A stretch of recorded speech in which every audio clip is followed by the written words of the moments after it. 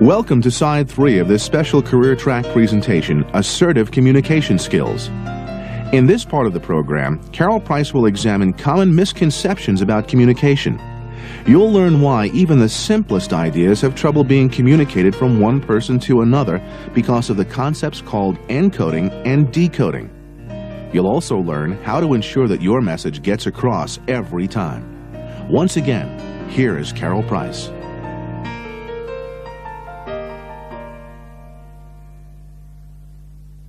One of the things that keeps us from being assertive is unclear communication. And we're going to find out why a process that is theoretically so simple can break down so very, very easily. Well, now that you've finally got it right, I want you to be my team on this project. Thank you, sir. We appreciate it. Thank you very much. This project is very important to me personally and to the company. Very important to the company, sir. We're very hard. And therefore, it is supremely important to you. Oh, yes. Very important to us. Yes, Very, very important. Are there any questions? No, sir. I think we can handle I think this. everything we need is right in here. And it goes without saying, all printed material on this project will be green. Green. Good, sir. green. We've jot that down. That saves a lot of time. Green. Great idea. All right. Now get busy. We'll get right on it. Thank you very much. Bye, Thank Mr. you, sir. Green. So, it's green. Well, I guess that makes it easy for you guys in creative. Not exactly. Do you know how many different shades of green there are? No. I don't think that's what Mr. Ratner is saying. I think what he means is that he wants the packaging environmentally friendly. You know, green, the earth. I guess that's possible. I mean, after all, I heard Mr. Ratner's a vegetarian. He goes to their meetings all the time. Not a vegetarian. He's a Rotarian. There's a difference, Tom. Besides, I think what Mr. Ratner was saying is that he wants this project to be green. You know, to grow, to be full of life, nurturing and sustaining. He's talking about the color green. No, he's talking about People, listen up. Did I say green? Yeah, I wrote it down. right away. I meant blue. Great. Of course, Even more. Sounds like I don't know what I was thinking. Well, you have a lot on your mind, sir. Back to work. See, he's talking about the color blue. I think he just means that he wants it somber and serious. You know, blue can be a color switch for depression. It could be the oceans and the waters of the earth. But it's not green. That much we know, right? It is not green. Green, it's blue. So, which of the four subordinates did understand Mr. Ratner? None of them. The sender of any message encodes that message based on his or her intent and previous experience. Encoding means the delivery in style and content that is comfortable for him or her, or at least typical in their experience. For example, if everyone in your family screamed during dinner, then it's usual to hear screaming. If you do it at lunch, it seems like the normal or right thing to do. However, in any message, there's also a receiver. That receiver must decode or interpret that message based on his or her previous experience. Your decoding process, as the receiver of information, is influenced by your experience, just as is the sender's encoding, which is influenced by their experience. If you hear or view a message coming through your memory banks, meaning your experience, and it doesn't fit your norm, then you will find it difficult at best to understand the true intent of the sender.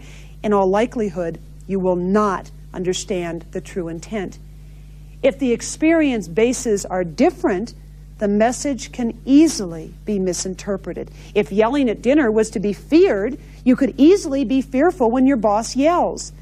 And that fear could and often does block your ability to hear that true message because you're too busy reacting to the decoded delivery. When Mr. Ratner encoded, he used his own coding system. Because all four subordinates decoded quite differently, what's the likelihood that the finished product will be the intended result Mr. Ratner had in mind. And in fact, what green was Ratner talking about? Any idea? Was it the color?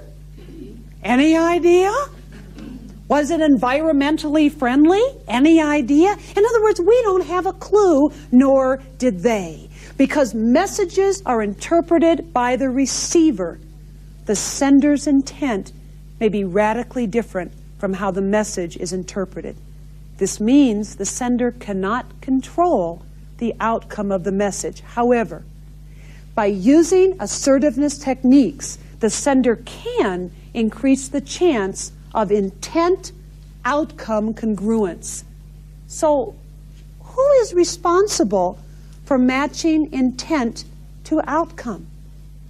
And more importantly, who's going to take the heat if they don't match? The sender or the receiver? Which? The receiver. Most of us have assertive intent, but our behavior does not always allow intent to match outcomes. In other words, we use non-assertive behavior and we don't get the outcome that we want. The purpose throughout this program is learning to match intention and outcome through assertiveness techniques, which do allow maximum success in all endeavors. There are some other things that keep us from being assertive. Some of these are in our heads and some come from what we perceive as societal norms. Let's look first at the personal blocks. The first block is called tunnel training. Please turn to page 12 of your workbook. Our upbringing conditions us to behave in certain patterns. We rarely venture outside the tunnel. In fact, we are often not aware that any other options are available. As an example, I'm going to give you a test. I'm giving you a series of numbers, and your job in this test is to find the pattern in the series. And let me give you some other information here. The numbers are 0 through 9. They are in a specific order that represents the pattern. A pattern means if we stopped this series at any point, because of the pattern, you would know what number came next. I want you to take approximately 30 seconds to see if you can find the pattern. Stop the tape, give yourself 30 seconds, and when you have finished, start the tape again.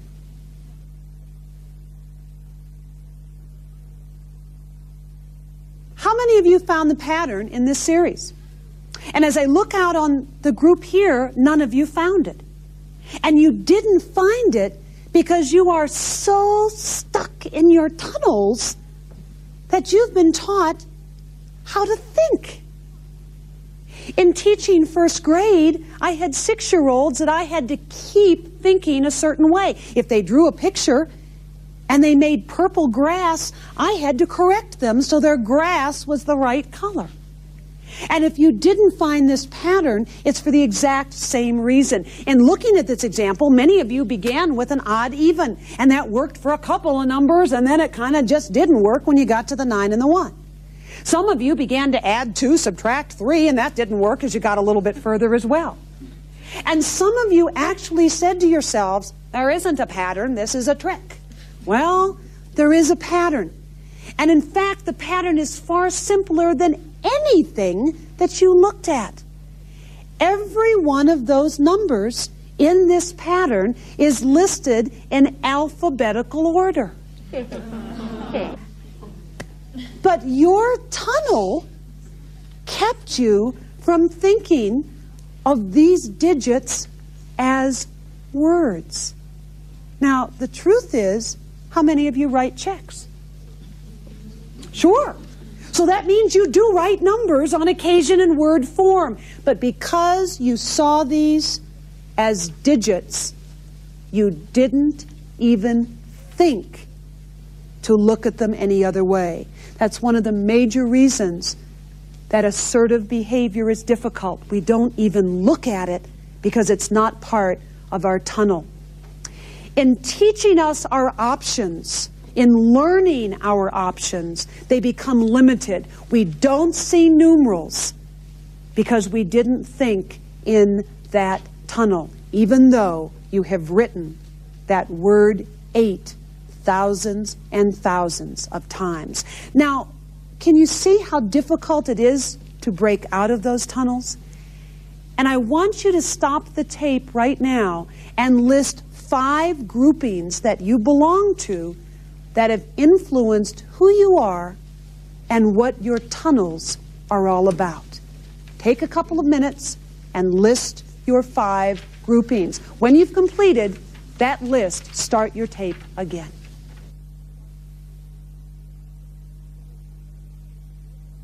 Give me some of the tunnels that you identified and in fact wrote in your workbook. Let's start with 1. Carmen? Daughter, son.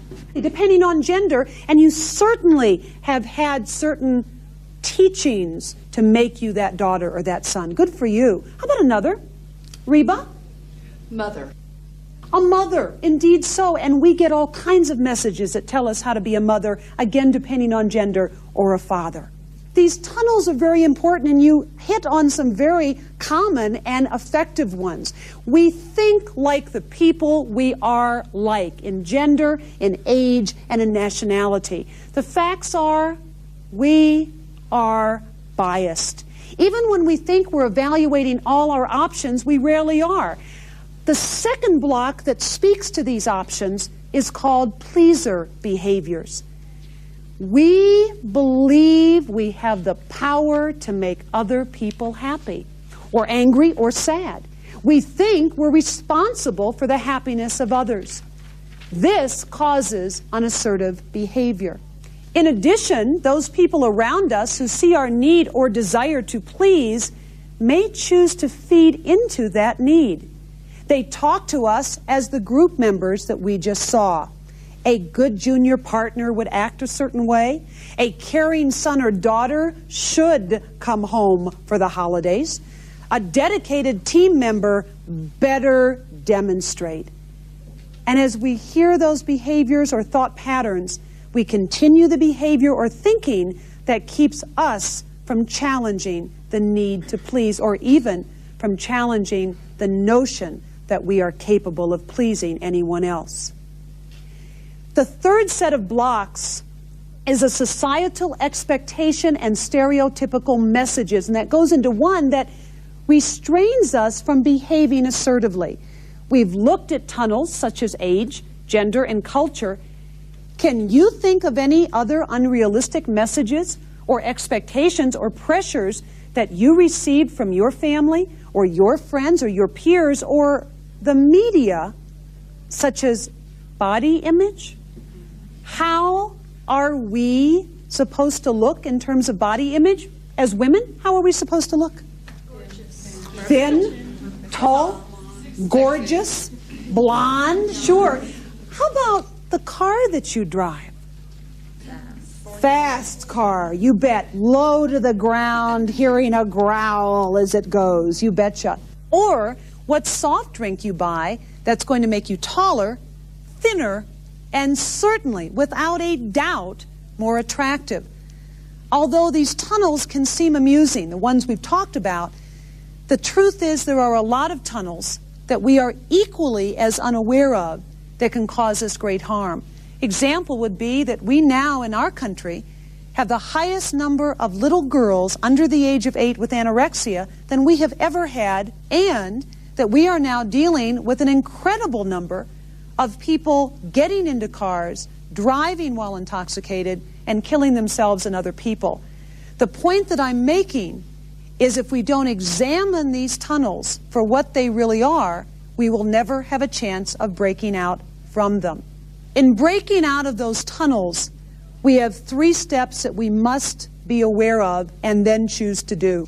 The first is deciding if we really like the life we're living. Are we comfortable? Do we want to continue along the same pattern? If the answer is no, and even if it's just one little no in one aspect, we need to move to the second step. And the second step, very simply, is to begin listening, actually, really listening to our internal dialogue. When I hear myself say, I can't do that, I can't stand up to him, I can't go in that room, I don't know anybody, when we hear those words, they become barriers to our ability to make movement. Once I've decided I can hear and don't like what I'm hearing, then and only then can you go to the third step. The third step, logically, is when we begin to implement the techniques, such as we're learning here today, to take back your rights. And as soon as you begin to take them back, you allow yourself to live more comfortably. Only you can decide how far you're willing to go to reclaim your rights. The easiest route in reclaiming them is through assertive techniques. John. If our tunnels are so well established at home and at work and in the media, what chance do we really have of breaking out of them? If I recognize that I want to choose to change that tunnel, part of the danger is that the people in the tunnel who have responded to me in that set way for 3 years or 15 years or 44 years in the case of a parent, depending on your age, as I choose to move out of the tunnel, I'm in some danger. And the danger is they may not like me as much if I don't remain their victim. So the first goal is to decide if I don't like the tunnel anymore, if it's not serving me well. And once I decide I don't like the tunnel, the second issue we have to grapple with is, am I willing to take the consequences of coming out of that tunnel? And that means having, if it were you and I, John, you respond to me for me, not respond to the relationship we have established, which may be not in my best interest. And the third piece of that is, if you respond to me not in my best interest, I need to understand that and decide if it's worth continuing. The point that I want to make by exposing these blocks is to clearly show that because of who we are, who we were taught to be, our choices, our options are often self-limited. Our goal is then to break out of this self-limiting behavior, to embrace new ways of thinking and go beyond the blocks that are in our paths. So the next time that you find yourself reluctant to use behavior that is not comfortable for you, you need to ask yourself, am I responding to facts or to tunnel training? The answer may very well surprise you. So in this segment, we've discussed some of the things that hold you back, the personal blocks to assertiveness, poor communications, and the societal blocks to assertiveness. In the next segment, we'll talk about the cornerstone of your foundation for overcoming these blocks and becoming more assertive. That cornerstone is picking which battles are worthwhile and planning how to fight them. My grandma used to say to me that a good run is often better than a bad stand. And that simply means that it's up to me to decide if the benefits of fighting the battle outweigh the potential negative consequences. One of the great things about being assertive is that you can choose which battles to fight and which battles to walk away from. Consider the following. For every battle that may be worth fighting, you must assess the risk before entering the fight, because some battles have too high a price, and others you simply cannot win. That's one of the major differences between being assertive and being aggressive. The aggressive person believes that they have to fight and win every battle, regardless of the cost to themselves or to others. We see minor traffic mishaps become fistfights with no benefit to either party and often greater punishment to everyone. In contrast, that passive person will go to almost any length to avoid a battle, even if the price they pay for that avoidance is far greater than the potential risk of confrontation. In the last 15 years, thousands of people have quit jobs rather than confront the learning of a new skill, and obviously that being computer literacy, because they're afraid they just can't master it. So it isn't always worth it to fight every battle. Sometimes the assertive choice is to actually not assert yourself. You must weigh numerous factors. This means that assertion, especially for those working to overcome a tendency to behave passively, may sometimes need to be a planned process. In assessing the risk, consider the following. The first is safety. Is there really a safety risk? If so, assertion may not be wise. For instance, if you're dealing with an aggressive person and you think he or she may physically attack you, it's better not to assert yourself at that moment. If there's physical danger, technique or not, make yourself safe. The second is security. And there are two security risks that we have to take into account. The first is money. If I stand up to my boss, will I lose my job? If so, it may not be worth it. But is it true? What's the history of firings in your organization? Have people really been fired because they stood up to the boss? If the answer is yes, the risk is real. If the answer is no, the risk may need to be examined further. That second security risk is self-approval. On the other hand, can I live with myself if I don't deal with the problem?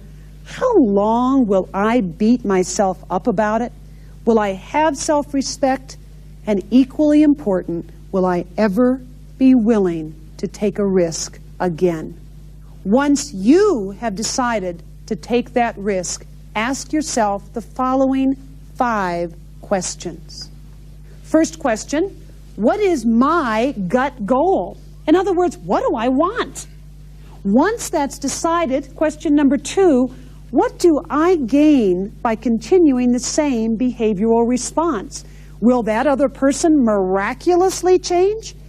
If they have been a jerk for 7 years, why would they change now unless I change my response to them? Question number 3, can I give up what I need to get what I want? In other words, can I leave my tunnel? And number 4, what is the worst that can happen if I take this risk? Do I have a fallback plan? And question number 5, which behavior moves me towards my gut goal that I've already identified in question 1?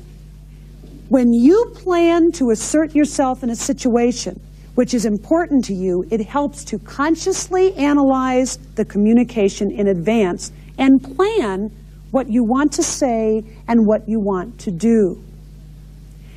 Now turn to page 14 in your workbook and fill in the first 6 lines of information.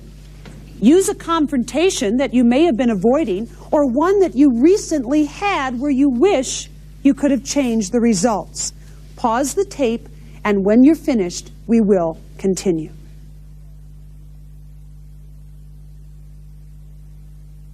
We wanted you to handle it. Elizabeth, from the beginning, it was your game plan that we were following. I know that, sir, and that's why we decided no. It wasn't a we. Don't say we. And it wasn't an I. It was a you. You thought of it, you did it, now you're going to pay for it. It's the price of command. But the time factor you approved... Don't make excuses. You could have done it the way we've always done it. New thinking is not what has made this company great. But no, you had to do it your way. And what did you end up with? The greatest disaster in the history of the free world. You just saw Elizabeth getting the blame for the greatest error in the history of mankind. How do you think she feels right about now? What do you think? Stupid? Good word, yeah. What else? Angry. Angry, sure. Another? Resentful? Perhaps did a lot of work and now is not getting any credit for it? What else? This isn't working. Humiliated, yeah. What else? How about frightened? Now what's going to happen? Does she agree? Did she appear to agree with the assessment she was just given? No, not at all. How do you think Mr. Ratner feels at this very moment? Powerful. In control. In control, you bet. What else do you think? Supreme? Yeah. Will any of the emotions we just heard solve this problem? Of course not. There is a process, however, and that process will allow you to prepare to deal with making the greatest errors in the history of mankind, or maybe even, in our case, only the second greatest errors we will find in mankind. And that process is called the acid process. It has 4 steps. It is an internal process, and all 4 steps of the process are interrelated. This is the end of Side 3 of Career Track's special presentation of assertive communication skills with Carol Price. Please turn this tape over to continue with the program.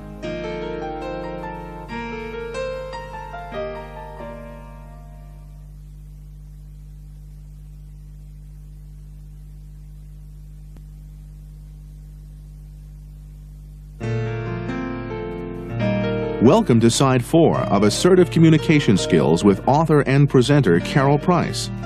As she completed the previous side, Carol mentioned a tool, a process, that she was going to show you that would enable you to get through even the most difficult confrontations. It's called the acid process. But what is it, and how exactly does it work? Let's rejoin Carol in this special Career Track presentation to find out.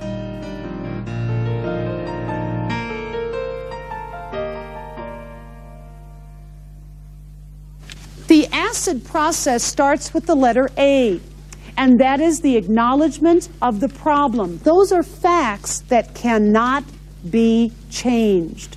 The C is the counter and the compare, and that's where we gain perspective by considering what this interaction really means in the context of real life. In other words, how important is it to the rest of my life?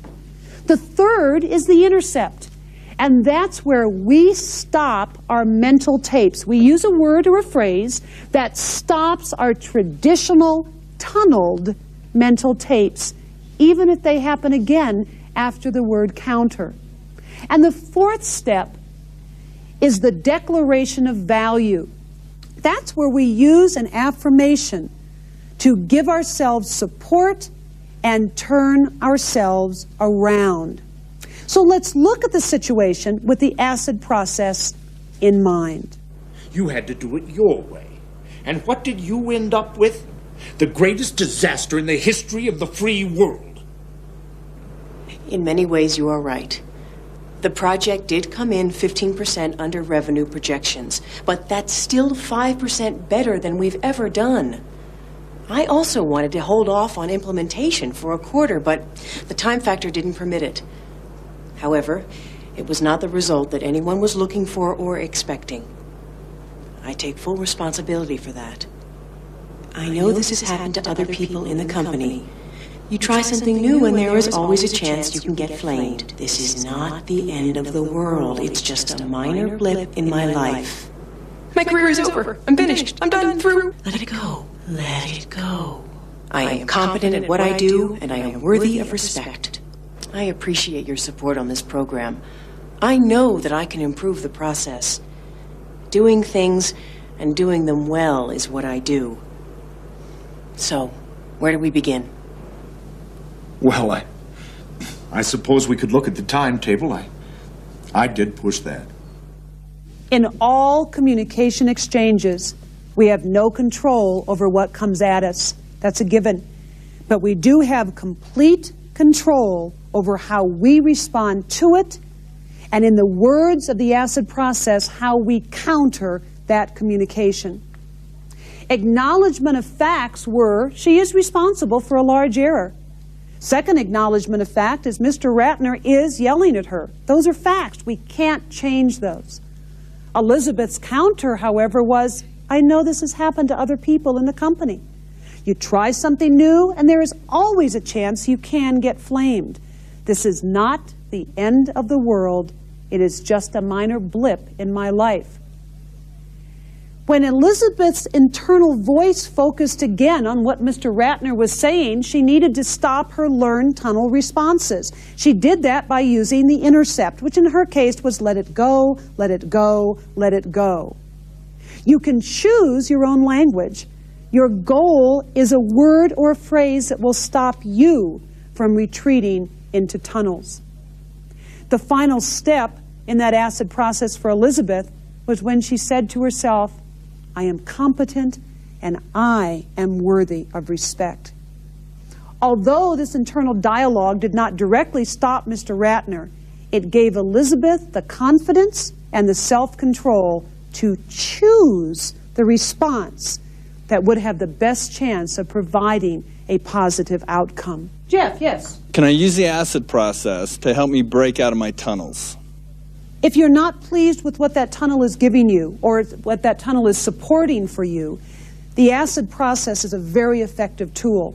Now, remember with the A that was the acknowledgement of fact, we're talking about what's real.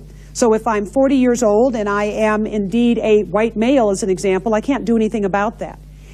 If I go to the counter and I deal in terms of how does that affect the rest of my life, my countering statement might very well be, and for a 40-year-old white male, these are the things available to me.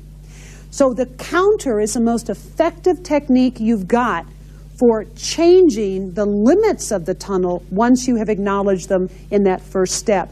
And I would be remiss if I don't bring you back to the fourth in that acid process, and that's the declaration. Because part of the entire process is to look at the declaration as being pleased with being 40 and a white male. So indeed, this is who I am. These are the facts. Now, what does that give me in the scope of the rest of the whole world, and how delightful it is to be who I am with the counter in place.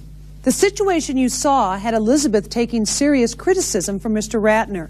The issue of criticism is a difficult one for many of us and highlights an important part of the acid process.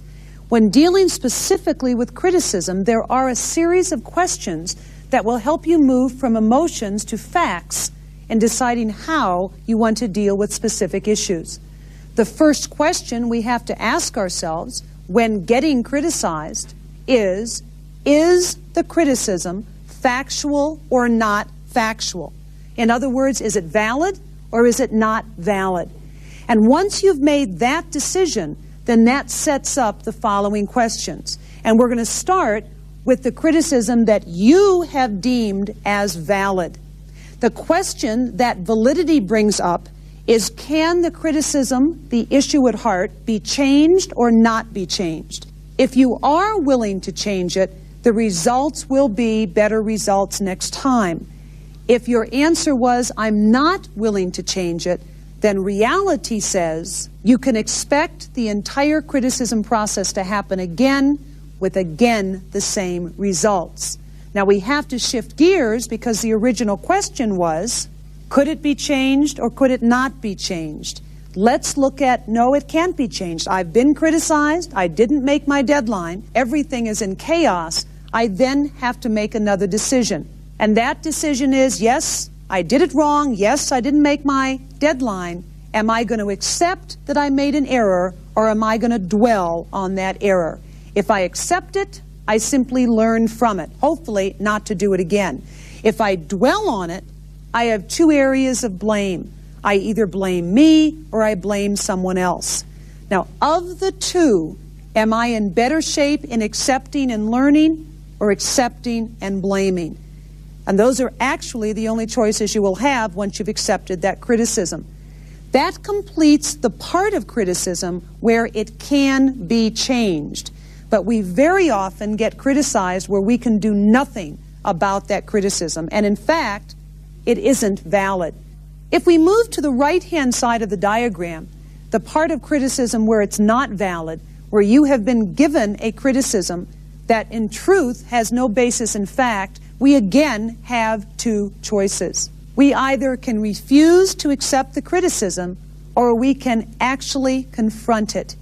If we choose to refuse it, if we don't take it in, the logical step is we're able to let it go. If I'm not going to take it to heart, it's not something I have to process. If my original decision was, this is not valid, I am able to not take and not hold. If on the other hand, however, I did decide to actually confront it, then I will confront it in only one of two ways. I will confront either assertively or I will confront aggressively. Now, interestingly here, both will have the same outcome as long as the situation stays exactly the same. And what I mean by that is, if I confront aggressively, the person doing the criticism will probably back off.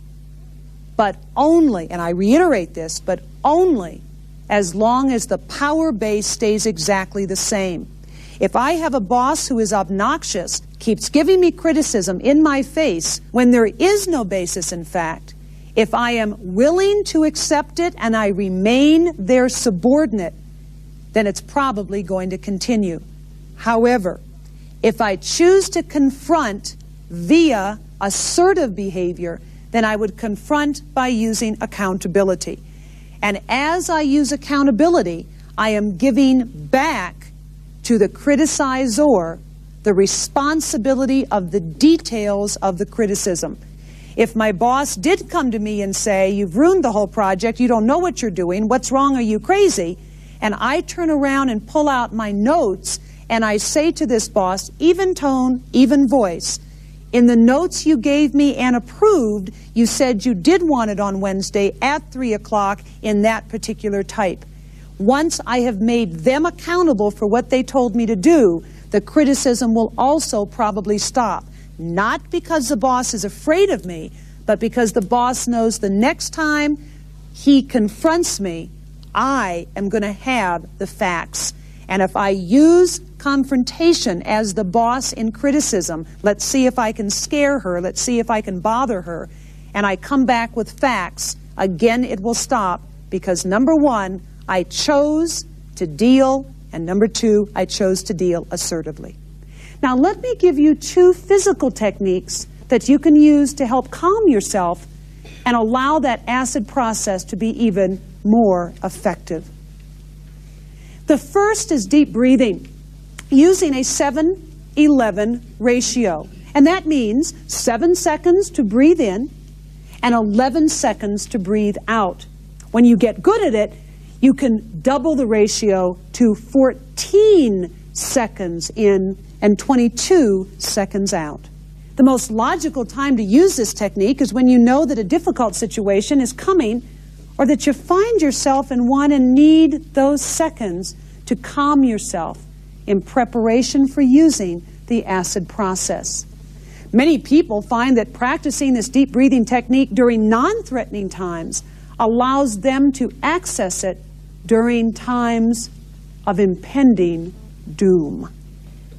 The second step in the physical calming process is to tense one muscle, giving you back mental control over the physical body.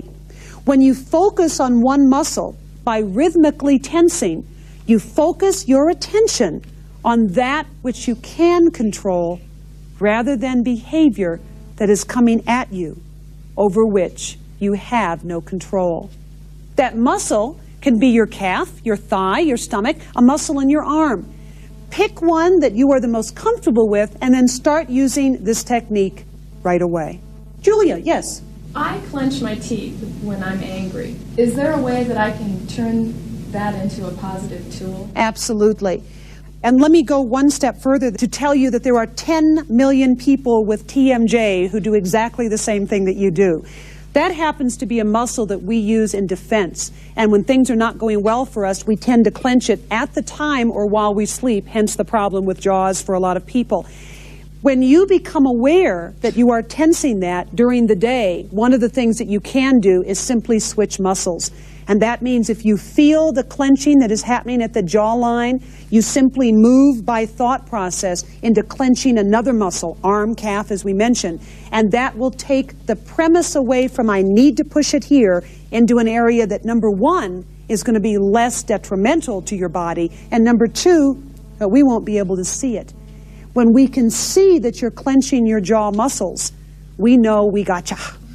We've pressed your button and we've got you, and if I'm aggressive and want to get you, and I see that happening, I know I'm successful, and I'll push even further. As we heard in this segment, using the acid and calming processes along with other proven communication tools can help you weather even the most difficult situations. Remember that the secret to your success in developing these tools is really no secret at all. It simply takes practice. As we move into the next segment of assertive communication skills, Carol is going to show you a technique that is fundamental for truly asserting yourself. That technique is asking for what you want. Here's Carol.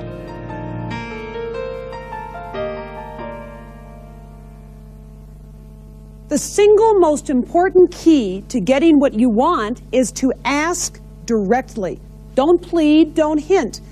Other people are unlikely to read what you really mean unless you tell them. Let's look at 3 different ways that people ask for what they want. In the first example, our friend Mary will hint, hoping her coworker will get it.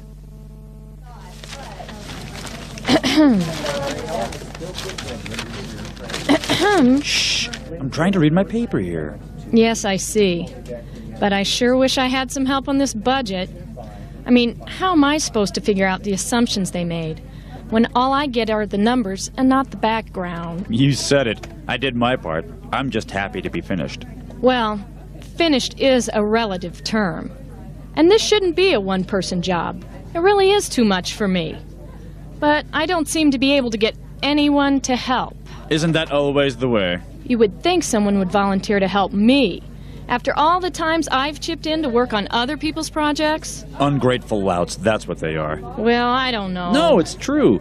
I know because I've been sitting here all day and not one single person has come up here to help you. Well, you see, you could have. But who can blame them? Everybody hates budgeting. Anyway, I'm sure it'll all come together after you've worked on it for a while.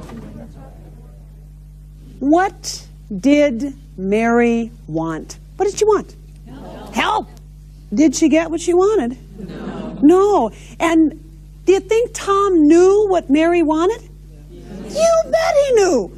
But did she allow him not to be accountable for giving what she wanted? What verbal cues did you hear? She sighed a lot. Sighed a lot, yeah. And how many of you here sigh a lot? It works, doesn't it, by golly? We feel better and get nothing done, so maybe working again is a relative term. What else did you hear? Whiny tone? Whiny tone, yeah. Don't we like those people a lot? That just whine and whine and whine. And in fact, there was a word there, a real important word she used a number of times. Did anybody catch the word? Wish. Wish was a good one. Yeah, not the one I'm referring to, but equally as good. Somebody. Somebody. She said somebody over and over and over again, which gave no accountability to that specific somebody sitting in the room. She plays for sympathy, but interestingly enough, did she get it? Not at all. Absolutely not. If you were to characterize Mary's behavior in the terms we've outlined in the previous volume, what would you label it? Passive. Passive. Very good. Pleading and hinting make the other person responsible for your behavior, which is a passive approach because you blame the other person for not reading your mind and giving you what you want. You think they should easily be able to figure out what you're asking because you hinted so clearly. Well, it does not work that way. As an example, when it comes time for your birthday and your very bestest friend says, "What would you like for your birthday?" she's actually asking a question. When you answer, "Whatever you want to give me is wonderful," you're hoping that she remembers that in March at the mall 7 months ago that you told her you loved that music box. You hope that's what she's going to get you. If instead she buys you a coffee maker that makes 4, 8, or 32 cups, which you don't want and you don't need, and in fact don't even know 32 people, the truth is you deserve the coffee maker. Your tunnel kept you from asking for what you wanted, so enjoy the coffee maker in the tunnel. Let's see how Mary handles the same situation, but in a very different way. Boy, oh boy, I sure wish I had some help on this budget. I mean, how am I supposed to figure out the assumptions they made when I only get the numbers and not the background?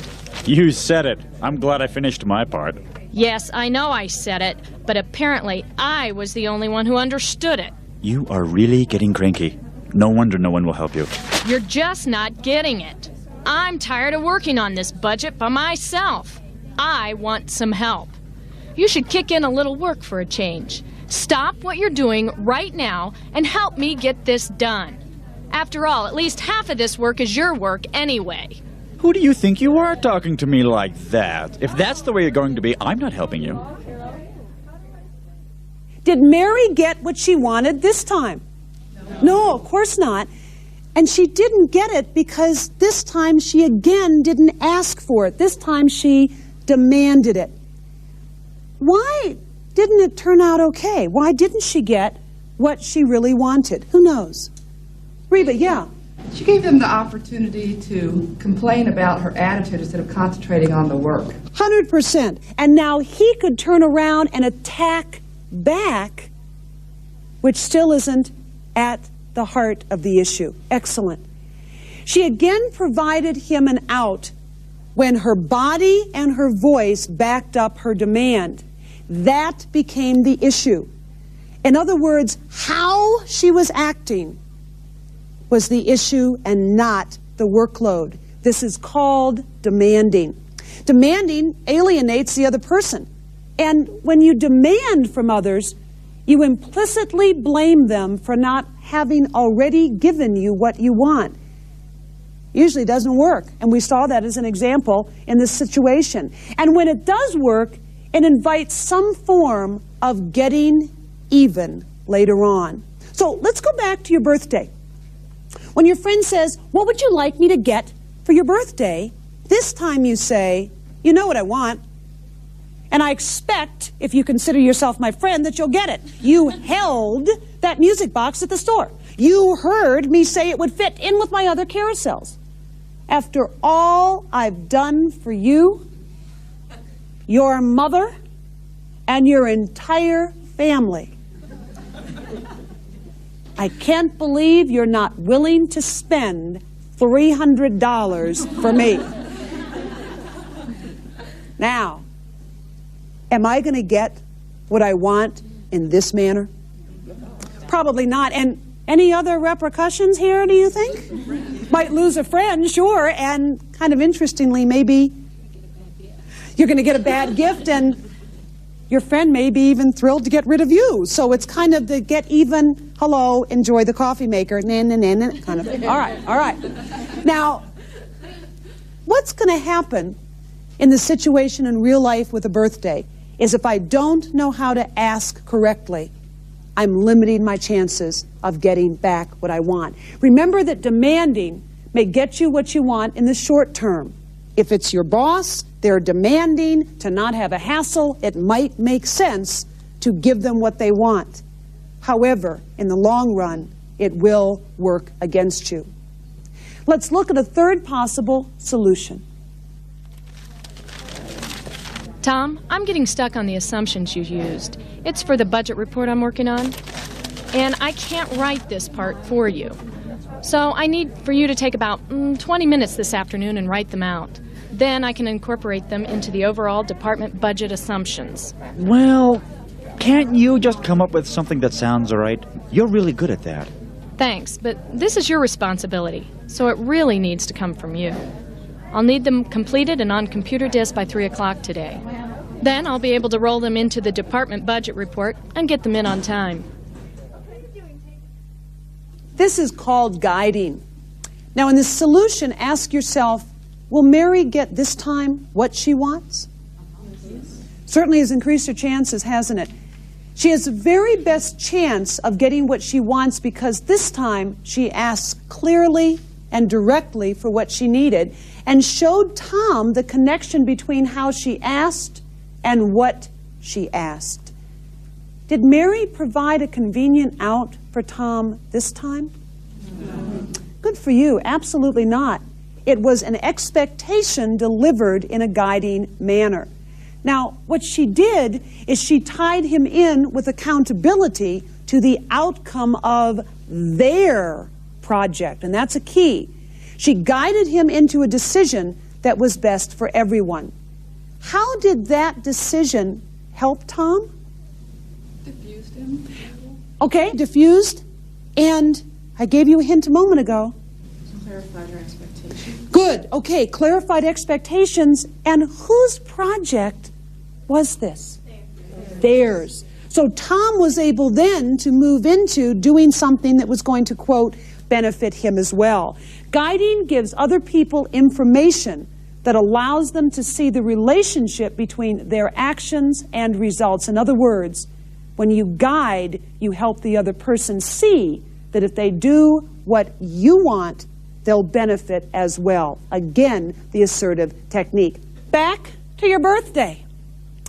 When you are asked what you'd like for your birthday, your guiding response could have been, what I want more than anything else in the world is that gorgeous blue and gold carousel music box that we saw at the mall a long time ago. I know it's expensive, and I have been saving for a long, long time, and I'm only $35 short.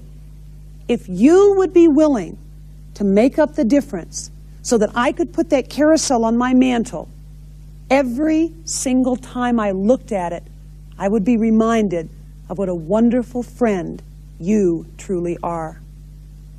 To put these three forms of communication into practice, turn to the appendix in your workbook where you will find a case study. Please stop the tape, read it, and complete the exercise. When you're finished, turn the tape back on. In reviewing these three options, and remember they were pleading and hinting, demanding, or guiding, your choice determines how effective your communication will be and sets the stage for future interactions. In the next segment, you will learn 5 key assertiveness skills. Guiding techniques are an important part of each of them.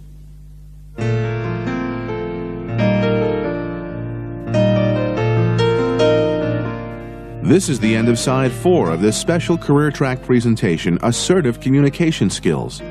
When you have completed the exercise, please replace this tape with Side 5 to continue.